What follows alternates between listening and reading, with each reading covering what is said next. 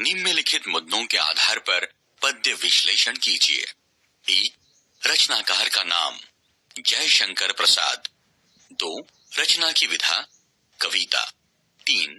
पसंद की पंक्तियां व्योमतम पुंज हुआ तब नष्ट, अखिल संस्कृति हो उठी अशोक। 4. पंक्तियां पसंद होने का कारण, हम भारतीयों ने पूरे विश्व में ज्ञान का प्रसार किया, जिसके कारण समग्र संसार आलोकित हो गया। अज्ञान रूपी अंधकार का विनाश हुआ और संपूर्ण सृष्टि के सभी दुख शोक दूर हो गए। 5. रचना से प्राप्त संदेश या प्रेरणा, हमें सदैव अपने देश और इसकी संस्कृति पर गर्व करना चाहिए। जब भी आवश्यकता पड़े देश के लिए अपना सर्वस्व न्यौछावर कर देने के लिए तत्पर रहना चाहिए। पद्य विश्लेषण परिच्छेद स्वरूप। प्रस्तुत कविता भारत महिमा जयशंकर प्रसाद द्वारा रचित है। इसकी विधा गान है। कवि ने इस कविता में भारत देश व यहाँ के निवासियों की विभिन्न विशेषताओं पर प्रकाश डाला है। प्रतिदिन उषा भारत को सूर्य की किरणों का उपहार देकर हंसकर भारत भूमि का अभिनंदन करती है।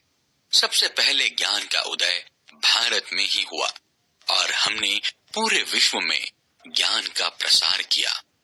इसी महान देश में संगीत के वेद सामवेद की रचना हुई। भारतीयों ने शस्त्रों के बल पर दूसरे देशों को नहीं जीता, बल्कि उन्होंने प्रेम भाव से लोगों के हृदय जीते हैं।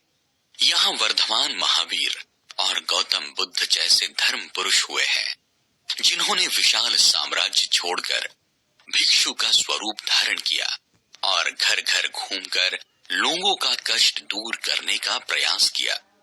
रचना से ये संदेश प्राप्त होता है कि भारतीयों में वीरता की कभी कमी नहीं रही।